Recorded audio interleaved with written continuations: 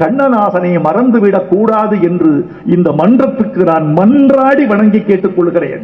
அவர் சொல்லுகிறார், வான் பறக்கும் கொடியினிலே மீன் பறக்கும் மதுரையிலே. என்னையா, குருவி பறக்கும், கொக்கு பறக்கும், காக்கை பறக்கும், மைனா பறக்கும், ஒரு குறிப்பிட்ட தூரத்திற்கு கோழி கூட பறக்கும். தன் குஞ்சுக்கு ஆபத்து வந்தால் தன் உடல் வலிமை மொத்தத்தையும் சிறகுகளில் திரட்டி பருந்த போய் முட்டும். சற்றே 4 அடி 6 அடி வரை அதை பறக்கும். மீன் எங்கேயாவது பறப்பது உண்டா? என் கவிஞன் சொன்னால் மீன் பறக்கும், வான் பறக்கும், கொடியினிலே மீன் பறக்கும், மதுரையிலே தான் பிறந்து ஆட்சி செய்யும் தளிர்மணி தென்றல். இந்த தென்றலை இப்படி யாராவது சொல்லி இருப்பாரா? நடிகர் திலகம் சிவாஜி சொன்னார், சிவாஜிக்கும் கவியரசு கண்ணதாசனுக்கும் நட்பும் உண்டு, வெறுப்பும் உண்டு. இந்த வரலாறு எல்லாரையும் மறந்துவிடக் கூடாது. மக்கள் திலகத்தோடு கவியரசுக்கு உறவும் உண்டு, பிரிவும் உண்டு. வானம் வரை தூக்கி உடன் வலிக்கும் வரை தாக்குவது என் வாடிக்கையான பதிகம். இது கண்ணதாசனுடைய வாக்கு மூலம். வானளவு தூக்குவாரு, வலிக்கும் வரை தாக்குவாரு. அதனால் யாரோடும் நிரந்தரமான நட்போ நிரந்தரமான பகையோ அவருக்கு கிடையாது. அப்படிப்பட்ட பகைக்கு உள்ளான நடிகர் திலகம் சிவாஜி கணேசன் சொன்னார், உலக இலக்கியத்தில் என் கவிஞனை போல இப்படி யாராவது எழுதியிருக்க முடியுமா என்று வானொலியில் பேட்டி கொடுத்தார்.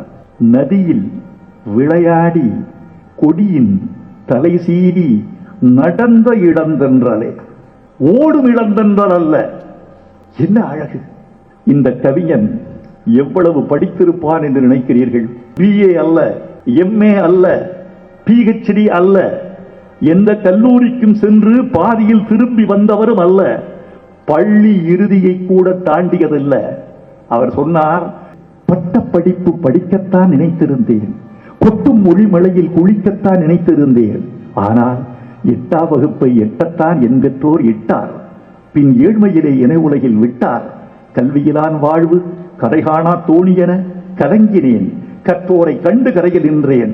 வந்தாயே தாயே வா மகனே என்றாயே, தந்தாயே நாவில் சரஞ்சரமாய் தமிழ் பாடல். உன்னை மறப்பேனா, உன்னை பாடாதிருப்பேனா? என்னை எரித்தாலும் எரியும் நெருப்பினிலே உன்னைத்தான் காணும் உலகம். தமிழ் தாயே, சின்ன மகன் உன்னை சிறந்தாட்டி வணங்குகிறேன். இந்த கவிதையை இன்றைய 10ஆம் வகுப்பு மாணவனுக்கு சொல்லிக் கொடுங்கள். கல்லூரியில் BA BSc பாடம் வைக்க வேண்டும். இந்த கவிதையை சொல்லி காட்டுகிற போது உன் நாவுக்கு தமிழ் வசப்படும். இப்படியெல்லாம் கவிஞர் கண்ணதாசனை கொண்டாடுகிற போது அப்போதுதான் அடுத்த தலைமுறைக்கு தமிழ் கடத்தப்படும் என்பதை நிச்சயமாக நீங்கள் மறந்துவிடக் கூடாது நண்பர்களே. இந்த உலகத்தில் மொழியை மிகச் சரியாக பயன்படுத்துகிறவன் தான் நல்ல கவிஞர். இதை புரிஞ்சுங்க. மொழியின் சக்தி என்பது என்ன, சொல்லின் ஆற்றல் என்பது என்ன? இது நீதிபதிகள் தீர்ப்பு எழுதுகிற போது ஒரு சொல் கூட பிழை வந்து விடாது, ஒரு சொல் கூட கூடுதல் வந்து விடாது, ஒரு சொல் கூட குறைச்சல் வந்து விடாது. ஒரு நீதிபதியின் தீர்ப்பு என்பது எவ்வளவு கவனமாக செதுக்கப்படுகிறதோ அது அறிவு. உணர்ச்சியை எப்படி செதுக்குவது கடினம், அறிவை செதுக்குவது எளிது, உணர்ச்சியை செதுக்குவது கடினம். அறிவை போல உணர்ச்சியை செதுக்குவதுதான் நல்ல கவிதைக்கலை. ஒரு கவிஞன் தன் உணர்ச்சியில் தன்னை உயர்த்தி கொண்டு ஒரு நீதிபதியின் அறிவை வாங்கிக் கொண்டு மொழியை பயன்படுத்துகிற போதுதான் அவனால் இந்த சமூகம் வளைக்கப்படுகிறது, அவனால் இந்த சமூகம் நேசிக்கப்படுகிறது என்பது உண்மை. உலகத்திலேயே வேகமாக போகிற பொருள் எது என்று கேட்டால் நீங்கள் ஒலியை சொல்வீர்கள், ஒளியை சொல்வீர்கள். நான் இந்த இரண்டையும் விட மொழியை சொல்வேன். ஏன்னு கேட்கிறீங்களா? சூரியனின் முதல் கீற்று பூமியை வந்து தொடுவதற்கு 8 நிமிடங்களும் 20 நொடிகளும் ஆகின்றன. சூரியன் இருக்கிற தூரத்திற்கும் பூமி இருக்கிற தூரத்திற்கும் கடப்பதற்கு 8 நிமிடங்கள் 20 நொடிகள் ஆகின்றன. இந்த வேகத்தை விட அதிகமானது சொல்லின் வேகம். குடகுமலையில் பிறக்கிறது காவிரி, பூம்புகாரில் வந்து கறக்கிறது காவிரி. குடகுமலையில் தோன்றிய இடத்துக்கும் பூம்புகாரில் கலக்கிற இடத்துக்கும் 800 கிலோமீட்டர் இடைவெளி. இந்த 800 கிலோமீட்டரை எங்கள் பழந்தமிழ் கவிஞன் பட்டினப்பாறை பாடிய கடியலூர் உருத்திரங்கண்ணன் 4 சொற்களில் கிடக்கிறார். 800 கிலோமீட்டர். மலைத்தலைய கடற்காவிரி, மலையில் பிறக்கிறது, கடலில் கலக்கிறது, மலையில் தோன்றுகிறது, கடலில் முடிகிறது. மலைத்தலைய கடற்காவிரி என்று சொல்லுகிற போது 4 சொற்களில் 800 கிலோமீட்டரை கடந்து விடுகிறது மொழி, சொல். இதை சரியாக புரிந்து கொண்ட கவியர்கள் தான் வெற்றி பெறுகிறார்கள். கவியரசு கண்ணதாசன் இதை சரியாக புரிந்து கொண்ட ஒரு கவிஞன். பாசமலர் என்று ஒரு பாட்டு. தங்கையின் மனம் பற்றி கனவு காண்கிறான் அண்ணன். மலர்களைப் போல் தங்கை உறங்குகிறாள், அண்ணன் வாழ வைப்பான் என்று அமைதி கொண்டாள். கரைந்திடும் கனவுகள் அவள் படைத்தாள். அண்ணன் கற்பனை தேடியில் பறந்து சென்றான். கற்பனையில் கல்யாணம் முடிகிறது. தங்கைக்கு கல்யாணம் பொண்ணுன்ன குழந்தை பிறக்கிறதுக்கு குறைந்தபட்சம் 10 மாதம். இந்த 10 மாதத்தை 6 வார்த்தைகளில் கண்ணதாசன் கடந்து காட்டுகிறார். பெருமக்களே, அறிவாளிகளே, இதை உங்கள் பிள்ளைகளுக்கு சொல்லிக் கொடுங்கள், மொழியின் வேகம் என்ன என்று. கண்ணதாசன் சொன்னார், பூமணம் கொண்டவள் பால் மணம் கண்டாள். கண்ணதாசன் கேட்டார், நான் இறந்தால் எல்லோரும் அழுவீர்களா? அழுவோம். எப்படி அழுவீர்கள்? அழுங்கள் என்றார். எல்லாம் சிரித்தார்கள். பாவிகளே, உங்களுக்கு அழக்கூட தெரியவில்லையே, உங்களை நம்பி எப்படி சாவது? இது கண்ணதாசன் ஸ்டேட்மெண்ட். பூமணம் கொண்டவள் பால்மணம் கண்டாள். எங்க பூமணம் கல்யாண மேட, பால்மணம் பிரசவம். அவருக்கு ஒரு சந்தேகம் வந்துருச்சு. பூமணம் கொண்டவள் பால்மணம் கண்டாள்லாம் புரியுமா? அவர் எழுதிய பாசமலர் வந்தது 61. இந்த 61இல் தமிழ்நாட்டின் மொத்த கல்வி விகிதம் 21%. வெறும் 21% தான் படித்த மக்கள். அந்த பாமர மக்களுக்கு இந்த பொருள் புரியுமா என்று சந்தேகம் வந்த கவிஞன் 2வது வரியில விளக்கம் சொல்றார். பூமணம் கொண்டவள் பால்மணம் கண்டாள், பொங்கிடும் தாய்மையில் சேயுடன் நின்றாள். முதல் வரி மூலம், அடுத்த வரி உரை. கவிஞனே மூலத்தையும் எழுதி உரையையும் எழுதிவிட்டு போகிற கவிஞன் கண்ணதாசன் என்று வேறு யார் என்று சொல்ல வேண்டும். நண்பர்களே, கவியரசு கண்ணதாசன் ஒரு அதிசயம். இதையெல்லாம் பதிவு செய்யுங்க. ஏன் அதிசயம் என்று சொல்லுகிறேன்? படித்தவன் தான் கவிதை எழுத முடியும், இலக்கியத்தை கரைத்து குடித்தவன் தான் கவிதை எழுத முடியும் என்ற நிலையை மாற்றி சிறுகூடற்பட்டியிலே பிறந்து காரைக்குடியிலே வளர்ந்து சென்னையிலே நிலை கொண்ட ஒரு பாமரன் கவிஞராக 100 ஆண்டு காண முடியும் என்பது கண்ணதாசனை கொடுத்திருக்கிறார். கல்விக்கும் கவிதைக்கும் சம்பந்தமில்லை. அவரை போல வாழ்க்கையில் சுதந்திரமான மனிதனை பார்க்க முடியாது. சுதந்திரமாக பல பேர் இருந்தாலும் 8 அடி சுவர்களுக்குள் இருப்பார்களே தவிர கதவுக்கு வெளியே எவரும் சுதந்திரமாக இருப்பதில்லை. அறைக்குள் இருந்த சுதந்திரத்தை அம்பலத்திலும் சொல்லி காட்டிய துணிச்சல் கண்ணதாசனுக்கு உண்டு. அவர் மது அருந்துவார் என்பதை இந்த சமூகத்தின் கடைக்கோடி மனிதனும் அறிவான். ஆனால் மது அருந்துகிறவனை நீங்கள் எல்லோரும் எவ்வளவு வசைபாடுவீர்கள், எவ்வளவு ஒதுக்கி வைப்பீர்கள், எவ்வளவு பழிப்பீர்கள். ஆனால் நான் குடிகாரன் என்று அவர் சொன்னார். இந்த சமூகம் அவரை பரவாயில்ல மகனே, நீ பார்த்துக்கு நீ போயிட்டு வா என்று அவருக்கு வழிவிட்டதே தவிர அவரை பழிக்கவில்லை. காரணம், அவன் மதுவை விட உயர்ந்தது அவன் தமிழ். அவன் மதுவை விட போதை உள்ளது அவன் தமிழ். அவர் சொன்னார், அவர் கேட்கிறாரு, ஓர் கையிலே பெண்ணும் ஓர் கையிலே மதுவும் சேர்ந்திருக்கும் வேளையில் என் ஜீவன் பிரிந்தால்தான் நான் வாழ்ந்த வாழ்க்கை நலமாகும். இப்படி சொல்ல உமர் கயாமுக்கு பிறகு இப்படி சொன்ன கவிஞன் தமிழில் தான் இருக்கிறான். அவன் பெயர் கண்ணதாசன்.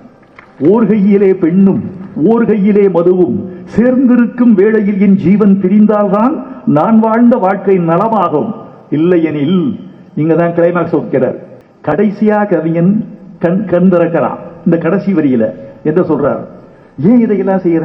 பெண்ணோடு சிநேகம், மதுக்கோப்பை, இதெல்லாம் ஏன் செய்யற? என்ன?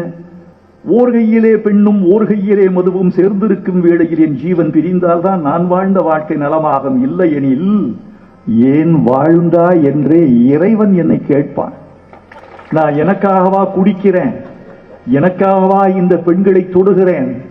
கடவுள் அனுப்பிச்சு விட்ட வேலையே அதுதான் எனக்கு. இல்லைன்னா நான் அனுப்பிச்சு விட்டனே மடையா, வெறுங்கையோடு வந்திருக்கிறாயே என்று இறைவன் என்னை கேள்வி கேட்பான். கடவுள் எனக்கு என்னை எதற்கு பணித்தானோ அந்த வேலையை இந்த பூமியில் சொல்கிறேன். இதை கோர்ட்ல சொல்ல முடியுமா? இதை கோர்ட்டில் சொல்ல முடியுமா?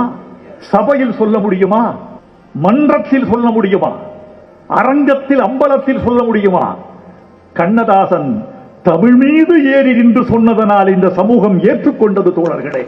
எல்லாவற்றையும் விட அவருடைய தமிழ் பெரியது என்று அவர் சரியாக கணிக்கிறார் என்றுதான் சொல்ல வேண்டும். 50களில் பிறந்தவர்கள் 4 பேர்களால் நிச்சயம் பாதிக்கப்பட்டிருப்பார்கள். ஒருவர் எம்ஜிஆர், சிவாஜி, கலைஞர், கண்ணதாசன். இந்த 4 பேரின் பாதிப்பு இல்லாமல் இருக்க முடியாது. இந்த 4 பேர்ல 3 பேரோடையும் இயங்கியவர் கண்ணதாசன். எம்ஜிஆருக்கு உலகத்தில் யார் செய்த உதவிகளையும் விட கவிஞர் கண்ணதாசன் செய்த உதவி மிகப்பெரியது. அவரை இன ரீதியாக தமிழ்நாட்டில் தனிமைப்படுத்த பார்த்தார்கள். யாரு? எங்க ஊர்ல கேட்பாங்க, எம்ஜிஆர் என்ன ஆளுக? கிராமத்து பாணியில் இப்படிதான். அவங்க என்ன ஆளுக? மலையாளியா. இந்த மலையாளி என்பதனால் தமிழர்களின் கலாச்சாரத்தை விட்டும் தமிழ்நாட்டு புவியியல் வட்டத்தை விட்டும் அவர் வெளியே இருக்க வேண்டியவராக கருதப்படுகிறார் என்று நினைத்த பொழுது கவியரது கண்ணதாசன் அவரும் தமிழர்தான் எழுதி காட்டினார். எப்படி? பேசுவது கிளியா இல்லை பெண்ணரசி மொழியா, பாடுவது கவியா இல்லை பாரிவள்ளல் மகனா? இது யாரு கேட்கிறது? பெண் கேட்க. பெண் சொல்றா, இவர் சொல்றாரு, நீ சேரனுக்கு உறவா செந்தமிழர் நிலவா? டே, மலையாளி என்பவன் சில நூற்றாண்டுகளுக்கு முன்னால் சேரன். சேரன் யார்? தமிழன். எனவே ஆதி தமிழனுடைய குடியிலிருந்து வந்தவன் நீ, அதனால் நீயும் தமிழன் என்று எம்ஜிஆரை தமிழச் சாதியிடமிருந்து காப்பாற்றிய மொழி கண்ணதாசன் மொழி. பாடுவது கவியா பாரிவள்ளல் மகனா, சேரனுக்கு உறவா? சேரன் யாரு? மலைநாட்டுக்காரன். செந்தமிழர் நிலவா? சேரன் இருந்து செந்தமிழ் கூட்டு விட்டார். இப்படி இந்த பிம்பத்தில்தான் எம்ஜிஆர் எழுந்து நின்றார். எம்ஜிஆரை தூக்கி நிறுத்தியது அவருடைய வசனமும் சண்டையும் மட்டுமல்ல, கண்ணதாசனுடைய தமிழும் கூட என்பதை மறந்து விடாதீர்கள். கண்ணதாசன் தமிழ் அவரை தூக்கி நிறுத்தியது. நாடோடி மன்னன் வசனம் கண்ணதாசன், மகாதேவி வசனம் கண்ணதாசன், மதுரை வீரன் வசனம் கண்ணதாசன், ராணி சம்யுக்தா வசனம் கண்ணதாசன், ராஜா தேசிங்கு வசனம் கண்ணதாசன். பாட்டு எழுதுவதற்கு முன்னால் வசனத்தில் கொடிகட்டி விட்டுத்தான் இங்கு வந்தார். இந்த வசனம் எழுதுகிற காலகட்டத்தில் பட்டுக்கோட்டை மேல இருந்தார். பட்டுக்கோட்டையின் கொடி பறந்து கொண்டிருந்த போது பாட்டெழுத வாய்ப்பு கிடைக்காத கண்ணதாசன் வசனத்தில் உள்ளே புகுந்தார். உரைநடையில் கொடிகட்டிக் கொண்டிருந்தார். பட்டுக்கோட்டை இறந்த பிறகு ஒரு ஆசனம் வெற்றிடமானது.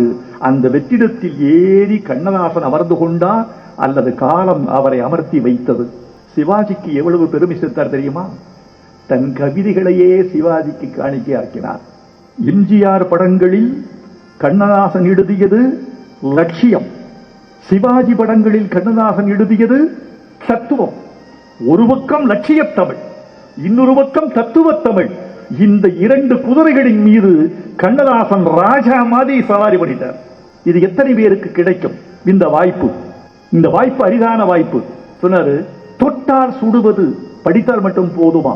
தொட்டால் சுடுவது நெருப்பு ஆகும், தொடாமல் சுடுவது உறவாகும். தெரிந்தே கெடுப்பது பகையாகும், தெரியாமல் கெடுப்பது உறவாகும். இது எங்கிருந்து எடுத்தது எனக்கு தான் தெரியும். அவர் எடுத்தது கவிதை. தொட்டபின் பாம்பு என்றும் சுட்டபின் நெருப்பு என்றும் பட்டபின் உணர்வதே என் பழக்கம் என்று ஆன பின்பு கெட்டவன் அழுகைதானே கெடுவதை நிறுத்தல் வேண்டும், பட்டபின் தேரல் தானே பட்டிடத்தார்கள் வாழ்வு. இந்த கவிதையை எடுத்து சிவாஜிக்கு கொடுத்தார். சிவாஜியின் பாத்திரம் அப்படி ஜொலிக்க தொடங்கியது. ரெண்டு தட்டு, 2 கை, ஒருவரை இந்த கையிலும் ஒருவரை மறுகையிலும் தாங்கியது கண்ணதாசன் தமிழ். இப்படி தன்னை தானே தன்னுடைய தமிழையும் கவிதையையும் எல்லோருக்கும் பங்கு போட்டு கொடுத்தவர் இவர்தான்.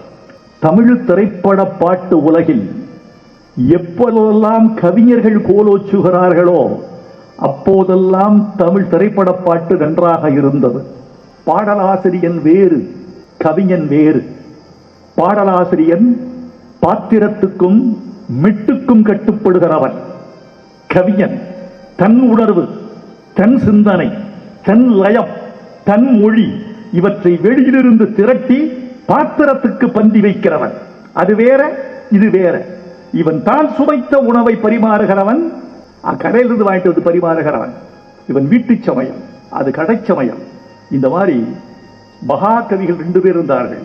தமிழில் திரைப்பட பாடல்களுக்கு கிடைத்த முதல் பெருங்கவிஞன் பாவேந்தர் பாரதிதாசன்.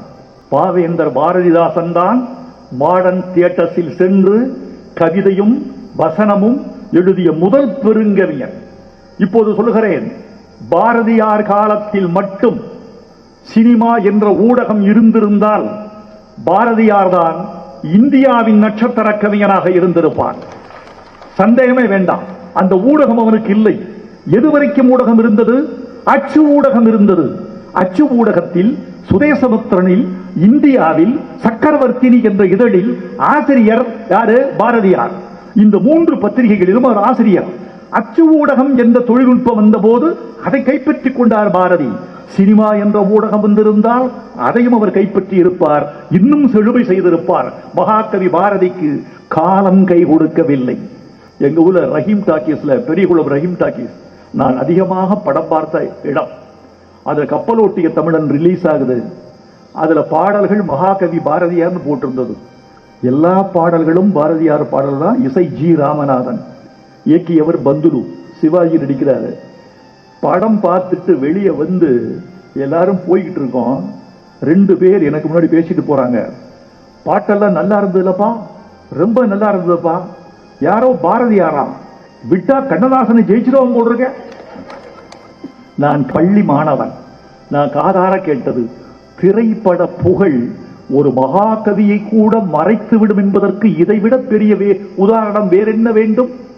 நல்ல கவிஞன் பாட்டுக்கு பந்தி வைக்கிற போது இசை செழுமை பெறுகிறது, மொழி செழுமை பெறுகிறது, பாத்திரம் செழுமை பெறுகிறது. அப்படித்தான் நல்ல கவிஞர்கள் கவிதை எழுதத்தான் ஆசைப்படுவார்கள். கண்ணதாசன் கவலை இல்லாத மனிதன் ஒரு படம் எடுத்தார். அந்த படத்துக்கு பிறகுதான் தமிழ்நாட்டிலேயே அதிகமாக கவலைப்படுறவன் நான் தான் சொன்னார். படத்துக்கு பேரு கவலை இல்லாத மனிதன். அவருக்கு சந்திரபாபு என்ற நடிகர் செய்த அழிச்சாட்டியம் கொஞ்ச நஞ்சம் அல்ல. அவர் தண்ணி காட்டிட்டார். இதெல்லாம் இனிமே பேசலாம். இனிமே பேசினா தான் நிகழ்காலம் விழிப்பா இருக்கும். அவர்கிட்ட போய் அவர் கால்ஷீட் வாங்கவே முடியல. படத்தை அறகுறையா முடிச்சு விட்டாரு. கவலை இல்லாத மனிதன். அந்த படத்துல எனக்கு பிடித்த பாட்டு இருக்கு. தத்துவம் தத்துவம் என்கிறீர்களே, இதை விட பெரிய தத்துவம் உண்டா? தத்துவம் என்பதற்காக நீங்கள் ஆதிசங்கரையும், காண்ட், ஜெர்மன் பிலாசபர்ஸ், அப்புறம் உபநிடதங்கள், வேதங்கள் இவைகளையெல்லாம் தேடி போக வேண்டியதில்லை. தேடி போகலாம். கடைசியில் பார்த்தால் நம்ம கவியரசு கண்ணதாசன் அந்த சாயலில் நிறைய பயணம் செய்திருக்கிறார் என்பதை நீங்கள் கண்டறிவீர்கள். பிறக்கும் போதும் அழுகின்றார், இறக்கும் போதும் அழுகின்றாய், ஒரு பொழுதேனும் கவலையில்லாமல் இருக்க மறந்தாய் மானிடனே. முகிலின் கண்ணீர் மழைத்துளி என்பார், இரவின் கண்ணீர் பனித்துளி என்பார். இயற்கை அழுதால் உலகம் செழிக்கும், மனிதன் அழுதால் இயற்கை சிரிக்கும். இது பாடல். இந்த பாடலுக்கு மூலம் இன்னொன்று, அது ஒரு கவிதை. அந்த கவிதையும் கண்ணதாசன் எழுதியதுதான். வானம் அழுவது மழை எனும் போது, வையம் அழுவது பனி எனும் போது, கானம் அழுவது கலை எனும் போது, கவிஞன் அழுவது கவிதை ஆகாதோ. இந்த கவிதையை தூக்கி அப்படியே பாட்டுக்குள் பந்தை வைத்தார். அப்படித்தான். அப்புறம் மிக முக்கியமான ஒன்று அவருடைய நகைச்சுவை. அவருடைய நகைச்சுவையெல்லாம் இப்போது சொல்ல முடியாது ஐயா.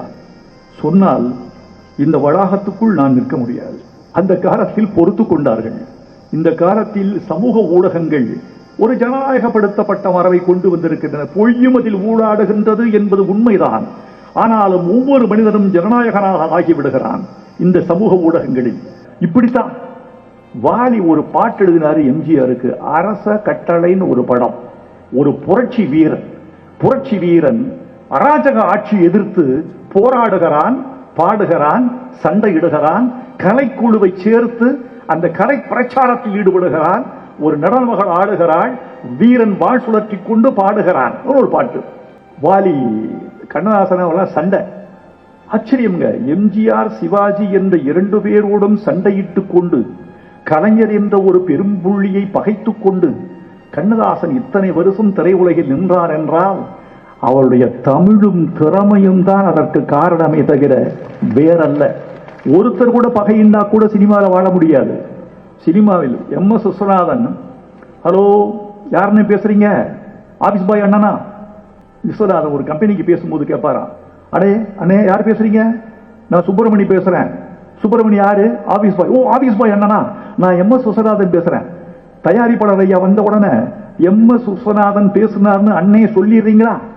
ஏங்க தயாரிப்பாளர் அண்ணன்னு சொல்லுங்க, நடிகர் அண்ணன்னு சொல்லுங்க, வேற யாரையாவது சொல்லிட்டு போங்க. ஆபீஸ் பாய் எல்லாம் எதுக்கு அண்ணன்னு சொன்ன? தப்பா சொல்றீங்க நீங்க. இன்னைக்கு தயாரிப்பாளர் இருக்கிற பாதி பேர் ஆபீஸ் பாய் தான். இவன் நாளைக்கு ப்ரொடியூசர் ஆகி எனக்கு செக் கொடுத்துட்டான்னா மதிச்சிடணுங்க எல்லாரையும். இப்படி எல்லாரையும் மதித்தால்தான், புகழ்ந்து பேசினால்தான், பலபட பாராட்டினால்தான், விதந்து சொன்னால்தான் திரை உலகில் ஓர் இடம் கிட்டும் என்று கருதி கொண்டிருந்த சினிமாவில் நான் தான் என்று இருந்த சுதந்திர மனிதன் கண்ணதாசன் அரச கட்டளைக்கு கொண்டு போனாரு. வாலி பாட்டு எழுதிட்டு எம்ஜிஆர் ஷூட்டிங் இருந்தாரு. என்ன வாலி பாட்டோட வந்துட்டீங்கன்னா? பாட்டை படிச்ச உடனே எம்ஜிஆருக்கு வந்த கோபம் கொஞ்சம் நஞ்சம் இல்லையா? அப்படி கோபிச்சு நான் பார்த்ததில்லைன்னு சொன்னார் வாலி. ஏன்?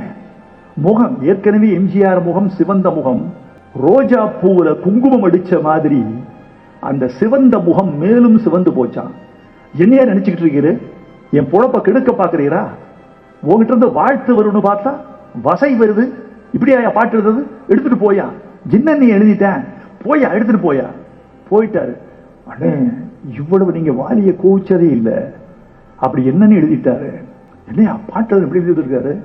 ஆண்டவன் கட்டளையின் முன்னாலே உன் அரச கட்டளை என்ன ஆகும் எழுதியிருக்காரு. ஆண்டவன் கட்டளை சிவாஜி படம் நடந்துட்டு இருக்கு, அரச கட்டளை எம்ஜிஆர் படம் நடந்துட்டு இருக்கு. இவர் என்ன பண்ணாரு? அராஜகம் செய்கிற அரசனை பார்த்து எழுதுறாரு, ஆண்டவன் தான் எங்களுக்கெல்லாம் அரசன், நீ யாரா பொருள்ல நல்ல பொருளில் தான் எழுதியிருந்தார் வாலி. ஆண்டவன் கட்டளை முன்னாலே உன் அரச கட்டளை என்ன ஆகும், ஆண்டவன் உன்னை வீழ்த்தி விடுவான் என்று பொருள்பட எழுதியிருக்கிறார் வாலி. ஆனால் நிலைமை வேற. புரொடக்ஷன்ல என்ன இருக்குன்னு தெரியாதவன் போயிட்டா இருக்க முடியாதங்க. நிகழ்காலம் பூரா தெரியணும். நிகழ்காலம் எல்லாம் தெரிந்தால்தான் நிலைக்க முடியும். அப்ப ஆண்டவன் கட்டளை ஜெயிச்சிரும், அரச கட்டளை அவுட்டுன்னு சொல்றீங்களா? இனிமே இந்த பாட்டு எழுதக்கூடாது. முத்துக்கூத்தன் ஒருத்தர், அவர் கூப்பிட்டார். நாடோடி வண்ணல சம்மதமான பாட்டு எழுதினவர் முத்துக்கூத்தன். அவர் ஒரு நாடக நடிகர். அவரை கூப்பிட்டு எழுதியார். அதுதான் 1000 கைகள் மறைத்து நின்றாலும் ஆதவன் மறைவதில்லை, ஆணைகள் இட்டே யாதெடுத்தாலும் அலைகடல் ஓய்வதில்லை, ஆடிவா. அந்த பாட்டு ஆனானப்பட்ட வாலிக்கே காலின்ற நிலைமை வந்ததுன்னா மற்ற கவியர்கள் நிலைமை எங்களை போன்றவர்கள் என்ன ஆகும்? கவியரசர் கண்ணதாசனுக்கு அப்படி ஒரு வந்தது.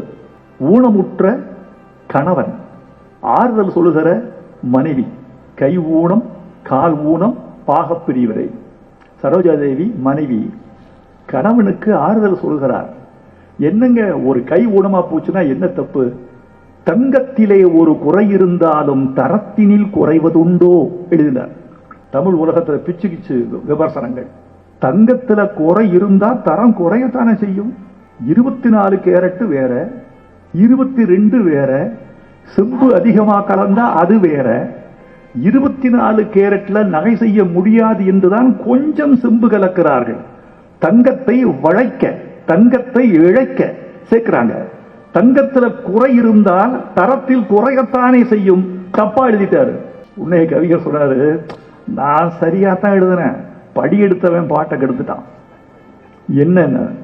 தங்கத்திலே ஒரு குறைவு இருந்தாலும் தரத்தினில் குறைவதென்று எழுதியிருந்தேன். 12 கிராம் 8 கிராமா இருந்தாலும் தங்கம் தங்கம் தான். அது 18 கிராம் தங்கம், அது 17 கிராம் ஆகி போச்சு. அளவு குறையுமே தவிர தரம் குறையாது. தங்கத்திலே ஒரு குறைவுன்னு இருந்த அவர் குறை இருந்தாலும் எழுதிவிட்டாரு. பழி எம்எல்ஏ வந்துருச்சு. உதவியாளரை போய் கேட்டாங்களாம், அப்படியான்னு. அதெல்லாம் ஒண்ணும் இல்ல, அது குறை இருந்தாலும் சொன்ன. தமிழ் இப்படியெல்லாம் காப்பாற்றும். என்னை தமிழ் ஒருமுறை காப்பாற்றியது அமெரிக்காவில். ரவிவர்மன் எழுதாத கலையோ அப்படின்னு ஒரு பாட்டு. அந்த பாட்டில் முதலிரவை கற்பனை செய்கிற காதலர்கள் அவன் சொல்ல ஒன்னா சொல்லிட்டு வர்றான். பூமாலையே உன்னை மணப்பேன், புதுச்சேலை கசங்காமல் அணைப்பேன் அப்படின்னு எழுதியிருந்தார். ஒருத்தர் எழுதார், ஒரு இளைஞர். என்ன சார் என்ன என்ன பூமாலையே உன்னை மணப்பேன், உடனே மோனை போட்டிருக்கேன், புதுச்சேலை கசங்காமல் அணைப்பேன், மணப்பேன் அணைப்பேன் இயைபு, பூமாலை புதுச்சேலை மோனை. என்ன தப்புதுல? அவர் சொன்னாரு, புதுச்சேலை கசங்காமல் அணைப்பதெல்லாம் ஒரு அணைப்பா? சேலை கசங்கிடுமே நினைச்சான்னா அவன் காதலனா, அவன் கணவனா? முதலாக கனவியை முத்தமிட போகிறவன் இப்படியெல்லாம் கணக்கு போட்டால் முத்தத்தில் சாரம் இருக்குமா, குறைந்தபட்சம் ஈரம் இருக்குமா? இப்படியெல்லாம் கேட்டார். உட்காரு தம்பி, உனக்கு அனுபவம் பத்தாது. என்ன என்ன எழுதியிருக்கேன்? பூமாலையை உன்னை மணப்பேன், புதுச்சேலை கசங்காமல் நினைப்பேன். அந்த நேரத்தில் புடவைக்கு விடுமுறை என்று பொருள். இது கூட தெரியலையா உனக்கு? சரி சரி, சின்ன பையன், அப்புறம் பார்த்துக்கலாம். அடுத்த முறை வரும்போது இந்த பாட்டுக்கு பொருள் நீயே சொல்லுவ. சொல்லி வந்த. உண்மையாகவே நான் அப்படி நினைக்கல. நான் எழுதியது எதுகை மோனைக்காக, இயைபுக்காக, ஒலி இயைபுக்காக சேர்த்து விட்ட விஷயம் இப்படி வந்தது. நண்பர்களே, இப்படியெல்லாம் நூற்றுக்கணக்கான செய்திகள். அவருடைய நகைச்சுவை ஒன்று சொல்லவா? கலைஞர் இவரும் ரொம்ப நண்பர்கள், வயா போயான்னு பேசிக் கொள்கிறவர்கள். ஒரு முறை தேர்தலில் யார் யார் நிக்கலாம்னு பேச்சு நடக்குது. நான் சைதாப்பேட்டையில் நிற்கிறேன் ஒருத்தர், நான் திருவள்ளிக்கணியில் நிற்கிறேன் ஒருத்தர், நான் ஒருத்தநாடில் நிற்கிறேன் ஒருத்தர், கண்ணதாசன் நான் பாண்டிச்சேரியில் நிற்கிறேன். கலைஞர் சொன்னாராம், வேணாயா ஒன்னால அங்க நிக்கவே முடியாது, நல்ல இடம் பார்த்தப்போ உனக்கு ஏற்ற இடம் தான் நீ பார்க்கிற. இதெல்லாம் நம்முடைய ஆளுமைகள் நமக்கு விட்டு சென்ற நகைச்சுவை துணுக்குகள். நண்பர்களே, இப்படியெல்லாம் நூற்றுக்கணக்கில் அவர்களை பற்றி சொல்லிக் கொண்டே போகலாம். பாடலில் விடுகதை போட்டவர் கண்ணதாசன். இதை யாருமே சொல்லி இருக்க மாட்டாங்க. இதை நீங்க பதிவு பண்ணீங்க. இந்த பாடலை உங்களுக்கு சொல்லி காட்ட வேண்டும் என்று ஆசைப்படுகிறேன். விடுகதை போடலாம். ஆழ குழி வெட்டி அதிலே ஓர் முட்டையிட்டு அண்ணாந்து பார்த்தால் 90 முட்டை. சோளக்கதிர் சொல்லலாம், தென்னங்காய் சொல்லலாம், எல்லாம் சொல்லலாம். இப்படி நூற்றுக்கணக்கான விடுகதைகள். பாட்டுக்குள் ஒரு மொத்த பாட்டிலும் விடுகதை போட்டார் கண்ணதாசன். அவனுக்கென்ன தூங்கிவிட்டான் அகப்பட்டவன் நான் அல்லவா, ஐயிரண்டு மாதத்திலே கையிரண்டில் போட்டு விட்டான்.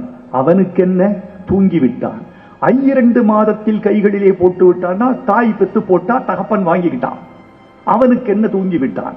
இப்போ யார் அவன் என்பது யார்? இதான் விடுகதை. இப்படி எல்லாம் தான் நீங்க பாட்டை கூறு போட்டு பார்க்க வேண்டும், கூராய்வு செய்ய வேண்டும். நீங்கள் நேராய்வு செய்வதற்கு பதிலாக கூராய்வும் சீராய்வும் செய்கிற போது மொழியின் வளத்தை நீங்கள் முழுக்க உள்வாங்க முடியும். உங்களுக்குள் ஒரு மொழி ராட்சசன் எழுந்து நிற்பான். உங்களுக்குள் ஒரு புதிய தளத்தை புரிந்து கொள்ளக்கூடிய ஆற்றலை அது வளர்த்துக் கொடுக்கும் என்று நம்புகிறேன். அவன் யார்? ஐயிரண்டு மாதத்திலே கைகளிலே போட்டு விட்டான். ஆண்டவனா அப்பனா? அவன் யார்? இந்த அவன் சொல்லல. அவனுக்கு என்ன தூங்கி விட்டான். சரி, அடுத்த சரணத்தில் பார்ப்போம். யானையிடம் நன்றி வைத்தான், காக்கையிடம் உறவு வைத்தான், மான்களுக்கும் மானம் வைத்தான், மனிதனுக்கு என்ன வைத்தான்? இப்ப தெரியுது. இதெல்லாம் அப்பே வச்சிருக்க முடியாது. யானைக்கு நன்றியை, காக்கைக்கு உறவை, மான்களுக்கு மானத்தை ஒரு அப்பன் வச்சிருக்க முடியாது. ஆண்டவன் தான் வச்சிருக்க முடியும். அப்படி என்றால் அவன் என்பவன் அப்பன் அல்ல, ஆண்டவன். கிளியர் ஆயிடுது. சரி, அந்த ஆண்டவன் யார்? பிரம்மனா, சிவனா, விஷ்ணுவா, இயேசுவா, அல்லாவா? அடுத்த சடத்துக்கு வரணும். நீங்க வானில் உள்ள தேவர்களை வாழ வைக்க விஷம் குடித்தான், ஊரில் உள்ள விஷத்தையெல்லாம் நான் குடிக்க வைத்து விட்டான். பார்க்கடலை அசுரர்களும் தேவர்களும் கடைந்த பொழுது வந்த விஷத்தை முதலில் அறிந்தியவன் சிவபெருமான். அந்த விஷத்தை தடுத்தவள் பார்வதி என்று புராண கதை சொல்லப்படும். சிவனின் கழுத்தில் உள்ள நீல நிறத்திற்கு அவள் விஷத்தை கையால் பிடித்து தடுத்ததிலும் அந்த விஷம் மேலும் ஏறாமலும் கீழும் இறங்காமலும் கழுத்தில் நின்று விட்டதும் தான் காரணம் என்பது இந்துக்களின் நம்பிக்கை, சிவன்களின் நம்பிக்கை. இப்ப சிவன் அவன்தான் சிவன், சிவன்தான் அவன், சிவபெருமானைத்தான் அவன் என்று ஆரம்பிக்கிறான் கவிஞன். 1 2 3 இப்படி விடுகதை போட்ட நினைத்து அவர் எழுதினாரா எனக்கு தெரியாது. எனக்கு இந்த விடுகதையின் விடையை தேடுவதற்கு ரொம்ப நாள் ஆனது. இது விடுகதை என்று புரிந்து கொள்வதற்கே எனக்கு ரொம்ப நாள் ஆனது. கலை என்பது என்ன தெரியுமா? ஆபாசத்திற்கும் கலைக்கும் என்ன வேறுபாடு என்று பார்த்தால், நம் வாழ்க்கையில் ஆபாசம் என்பது உடன் பிறந்தது. பாலுணர்வு என்பது மனிதனின் இரத்தத்திலும் ஜீன்ஸ்களிலும் அவருடைய ஹார்மோன்களிலும் இருப்பது. மனித விருத்திக்காக இயற்கை செய்து வைத்த ஏற்பாடு இந்த பாலுணர்ச்சி, காமம் என்பதெல்லாம். இந்த பாலுணர்ச்சிக்கும் காமத்துக்கும் ஆபாசத்துக்கும் இருக்கிற எல்லை மிக மிக நுண்ணியது. மயிர் இழையனும் மிக்கது. அது நூலை விட சின்னது, மிக மெல்லிய சுவர்தான். அந்த சுவருக்கும் இந்த சுவருக்கும் உள்ள இடைவெளியில் இயங்குகிறது கலையும் காமமும். இந்த கலைக்கும் காமத்துக்கும் உள்ள இடைவெளியை மிக நன்றாக புரிந்து கொண்டவர் கண்ணதாசன். நான் காதல் என்னும் கவிதை சொன்னேன் கட்டிலின் மேலே. காதலன் சொல்றான், நான் காதல் என்னும் கவிதை சொன்னேன் கட்டிலின் மேலே. மனைவி திருப்பி அடிக்கிறார், அந்த கருணைக்கு நான் பரிசு தந்தேன் தொட்டிலின் மேலே. அதாவது காதல் என்னும் கவிதை சொன்னேன் கட்டிலின் மேலே, பரிசு தந்தேன் தொட்டிலின் மேலே. எதுக்கு? அந்த கருணைக்கு. பால் உணர்ச்சி என்பது காமம் அல்ல, ஒருவர் மீது ஒருவர் காட்டுகிற கருணை. அடிச்சாயா கவிஞன்? உனக்கு நான் செய்கிற கருணை, எனக்கு நீ செய்கிற கருணை, அதனுடைய விளைவு இந்த தொட்டில். அதை வன்முறையாக செய்வது மலரினும் மெல்லிது காமம். சிலர் அதன் செப்பி தலைப்படுவார். திருக்குறள் மலரை விட மென்மையானது. அது காஞ்ச மாடு கம்பங்கொல்லையில் புகுந்தது போன்றது அல்ல, அது மெல்லியது, மயிலிறகு போன்றது, மலர் கொண்டு செவிபடல்களை வருடுவது போன்றது, ஒரு மழைக்காற்று உள்ளாடையை உரசிப் போவது போன்றது, மெல்ல மெல்ல எழுப்பப்படுவது. அது கண்ணியம் மிக்கது, அது பெருமை மிக்கது, அருமைக்குரியது. ஒருவரை ஒருவர் நிறைவு செய்வது. ஆண் பெண்ணை ஊற்றியும் பெண் ஆணை ஊற்றியும் தங்களை நிரப்பிக் கொள்கிற அத்வைதம்தான் காமம். இதை ஆபாசம் செய்வது தப்பு. இன்னொன்று சொன்னாரு, நீயும் நானும் நேற்று ஓரறையில் கிடந்தோம், உறவு கொண்டோம். இது உரைநடையில் நான் சொல்வது. இதை கவிதையில் சொல்கிறார் கண்ணதாசன். சுற்றி 4 சுவர்களுக்குள் தூக்கமின்றி கிடந்தோம். இது ஓகே, இட்ஸ் a ஸ்டேட்மெண்ட், இது ஒரு வாக்கு மூலம். அடுத்த வரி ஒரு வாக்கு மூலத்திலிருந்து கவிதைக்கு தாவுகிறது. கண்ணதாசனுக்கு ரொம்ப பிடித்தமான உத்தி. சுற்றி 4 சுவர்களுக்குள் தூக்கமின்றி கிடந்தோம், சிறு துன்பம் போன்ற இன்பத்திலே இருவருமே நடந்தோம். அந்த காதல் உணர்ச்சியை துன்பம் போன்ற இன்பம், இன்பம் போன்ற துன்பம், இப்படி இளைய தலைமுறைக்கு சொல்லிக் கொடுத்தால் அத்துமீறல்கள் வருமா? அவசரங்கள் வருமா? பாலியல் கல்வியை கூட நான் மிக மென்மையாக, பாலியல் காமமாக இருந்தால் அது தப்பு, விஞ்ஞானமாக இருந்தால் அது சரி. இது விஞ்ஞானமாக சொல்லிக் கொடுங்கள் பிள்ளைகளுக்கு. விஞ்ஞானத்தினுடைய உதவி கொண்டு இதை சொல்லிக் கொடுக்க வேண்டுமே தவிர வேறு அத்துமீறிய உறவுகளில் அல்ல. இது உடலியல் சம்பந்தமான ஒரு கல்வி என்றுதான் நான் கருதுகிறேன். இதை பாடலில் சொல்லிக் கொடுத்தவர், கவிதையில் சொல்லிக் கொடுத்தவர் கண்ணதாசன். வள்ளுவர், கம்பர், பாரதி, பாரதிதாசன், திருத்தக்க தேவர், இளங்கோவடிகள், காளமேக புலவர், ஒட்டக்கூத்தர், இந்த புகழேந்தி புலவன் போன்ற வழிவழி மரபில் வந்த புலவர் உருவக்களெல்லாம் இதை நாகரிகமாகத்தான் இந்த மண்ணுக்கு சொல்லிக் கொடுத்திருக்கிறார்கள் என்று நான் நினைக்கிறேன். நண்பர்களே, எனக்கும் கவியரசு கண்ணதாசனுக்குமான மறக்க முடியாத ஒரு நினைவை சொல்லி நான் விடைபெற வேண்டும் என்று ஆசைப்படுகிறேன். இது இதுவரைக்கும் வெளியில் நான் யாருக்கும் சொல்லாத சம்பவத்தை அறிவார்ந்த பெருமக்களாகிய உங்கள் முன்னால் பகிர்ந்து கொள்ள வேண்டும் என்று ஆசைப்படுகிறேன். டிக் டிக் டிக் என்று ஒரு படம், பாரதி ராஜா இயக்கத்தில் அந்த படம், இளையராஜா இசையில் அந்த படம். முதல் பாடல் பதிவு அன்று நடக்கப் போகிறது. பாடலை பாடுவதற்கு ஒரு புது பெண்மணி வந்திருக்கிறார். சக்கச் சிவப்பாக தலையை மடித்துக் கொண்டு எல்லோரும் ஓடி ஓடி சென்று அந்த பெண்ணை பார்க்கிறார்கள். என்னையும் நீங்கள் பார்க்கவில்லையா என்கிறார்கள். அப்புறம் பார்த்துக் கொள்கிறேன் என்று உள்ளே இருக்கிறேன். அந்த பெண்ணின் பெயர் லதா. அந்த பெண்தான் சூப்பர் ஸ்டார் ரஜினிகாந்தின் வருங்கால மனைவி. அவர் பாட்டு பாட வந்திருக்கிறார். எல்லோரும் ஓடி ஓடி போய் பார்க்கிறார்கள். நான் இளையராஜாவோடு கம்போசிங் அறையில் இருக்கிறேன். கவிஞர் கண்ணதாசனுடைய வருகைக்காக காத்திருக்கிறோம். பாடகி வந்து விட்டார். பாட்டு தயாராகவில்லை. கண்ணதாசன் வருவார். வந்தால் 20 நிமிடங்களில் எழுதி கொடுத்து விடுவார். பாட்டு பதிவாகிவிடும் என்ற நம்பிக்கையில் எல்லோரும் நெருப்பின் மேல் நீராடி கொண்டு நிற்கிறோம். அப்ப பாட்டு ஒரு பிஜிஎம் நடந்துட்டு இருக்கு. இப்போ சரி, நான் உள்ள போய் பின்னணி இசை சேர்க்க போகிறேன் என்று போய்விட்டார் இளையராஜா. கண்ணதாசன் வரவில்லை. நான் அந்த அறையில் இருக்கிறேன். அந்த அறை இப்படி ஒரு விரிப்பு விரிக்கப்பட்ட தரை. அதில் நான் தரையில் உட்கார்ந்து இருக்கிறேன். வரவில்லை. வரமாட்டாரா? கண்ணதாசனுக்கு பிடித்த ஒரு கவிதை உண்டு. புத்தனின் மதமும் இயேசுவின் மதமும் பூமியில் உள்ளது போல் எனக்கென ஓர் மதம் என்னில் உள்ளது. என் மதம் எதற்கும் சம்மதம் தருவது, சம்மதம் தந்தபின் தாமதமாவது. இதுதான் என்னுடைய ரிலிஜன். தாமதம் தான் நான் கடைபிடிக்கிற ரிலிஜன் என்று அவர் மேடையில் பேசுவார். வருவாரா மாட்டாரா தெரியவில்லை. பாட்டு பாடுகிற பெண்மணி, ஒரு நட்சத்திர பெண்மணி வந்து விட்டார். பாட்டு எல்லாம் வாசிக்க தயாராகி விட்டார்கள். பாரதி ராஜா உள்ளே அவசரமாக ஓடி வருகிறார். கவிஞரே, எனக்கு நம்பிக்கை இல்லை. கவிஞர் வருவாரா இல்லையா தெரியல. அதனால நீங்க எழுத ஆரம்பிச்சிருக்க. ஐயோ, நல்லா இருக்காதுங்க. அவர் வந்தாலும் லேட்டா வந்தாலும் அவர் தான் இல்லைங்க.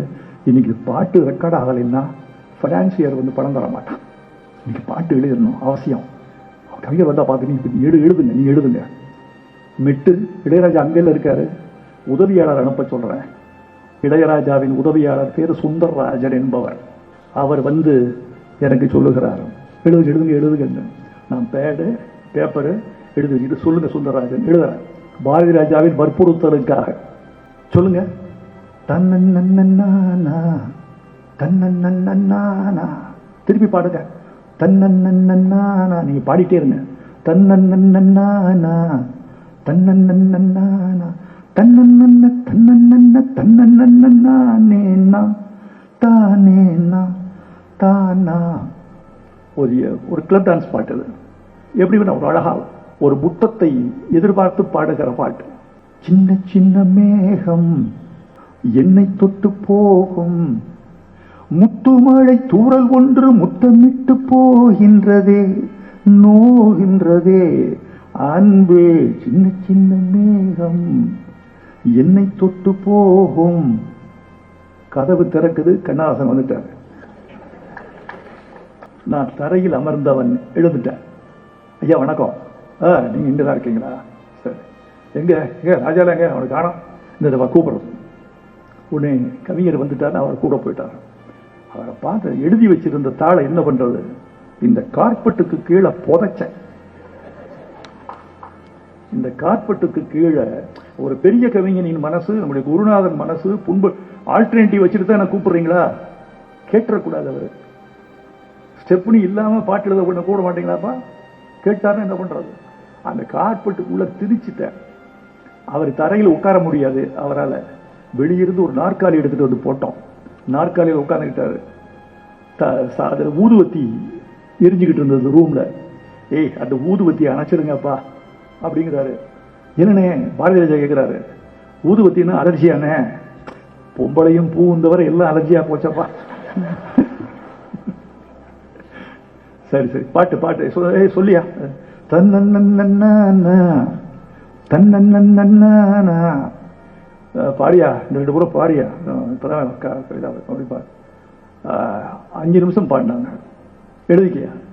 நேற்று இந்த நேரம் ஆற்றங்கரை ஓரம் உன்னை தொட்டு என்னை தொட்டு தென்றல் செய்த ஜாலங்கள் கோலங்கள். அப்புறம் ஆஹா ஆஹா போட்டுக்க.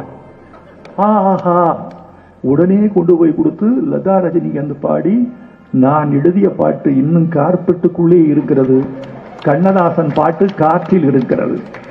அந்த மகாகவிஞரை போற்றுங்கள், புகழுங்கள், அடுத்த தலைமுறைக்கு கடத்துங்கள். கண்ணதாசன் புகழ் உள்ளவரை தமிழின் புகழ் காற்றில் இருக்கும். தமிழர்களுக்கு சொல்லிக் கொடுங்கள், கண்ணதாசன் தமிழை காற்றுக்கும் சொல்லிக் கொடுங்கள். இந்த வாய்ப்புக்கு நன்றி சொல்லி வணங்கி விடைபெறுகிறேன். நன்றி.